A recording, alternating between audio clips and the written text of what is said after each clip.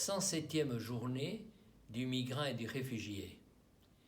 Ils ne sont pas nombreux ceux qui ont célébré la première journée mondiale du migrant et du réfugié il y a 107 ans.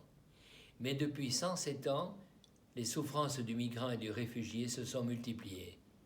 Mais depuis 107 ans, que d'associations, de personnes, de gestes d'accueil. Du message du pape François, je retiens le premier paragraphe. Après la crise sanitaire, la pire réaction serait de nous enfoncer davantage dans une fièvre consumériste et dans de nouvelles formes d'auto-préservation égoïste. Plaise au ciel qu'en fin de compte, il n'y ait pas les autres, mais plutôt nous. Fin de citation.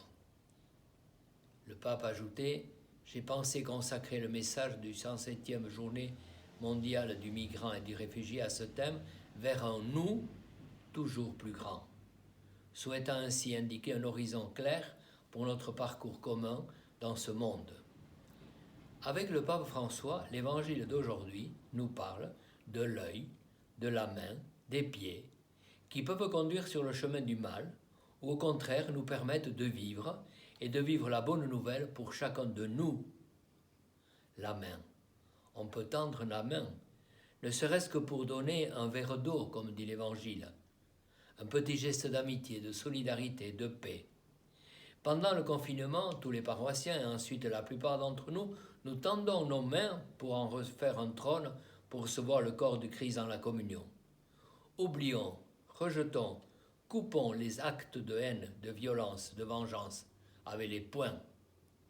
Au baptême, le prêtre nous a imposé les mains, tendues en signe d'affection, d'amour de Dieu. Le pied, il nous permet de marcher, de courir, de nous rendre d'un lieu à l'autre. Pas de coups de pied, pas de crocs en jambes, pas de chute. Nous savons bien faire ce mal. Aujourd'hui, recevons le courage et la force d'aller en avant.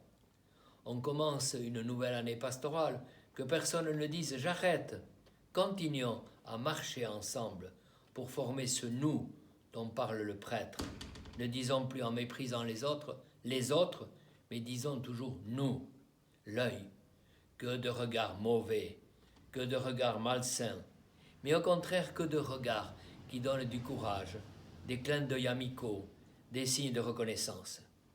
Bien souvent, par notre faute ou poussés par les autres, nous sommes manchots sur les chemins de l'entraide, estropiés sur les sentiers de la foi, borgnes sur les routes de l'espérance.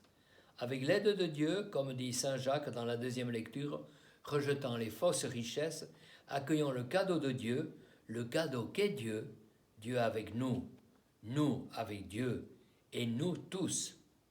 Pour terminer, prenons la prière qui se trouve à la fin du message. Père saint et bien-aimé, ton Fils Jésus nous a enseigné que dans le ciel une grande joie éclate quand quelqu'un qui était perdu est retrouvé, quand quelqu'un qui a été exclu, rejeté ou écarté est accueilli de nouveau dans notre nous, qui devient ainsi toujours plus grand. Nous te demandons d'accorder à tous les disciples de Jésus et à toutes les personnes de bonne volonté la grâce de faire ta volonté dans le monde. Bénis chaque geste d'accueil et d'assistance, qui place tous ceux qui sont en exil dans le nous de la communauté et de l'Église, pour que notre terre puisse devenir, comme tu l'as créée, la maison commune de tous les frères et sœurs. Amen.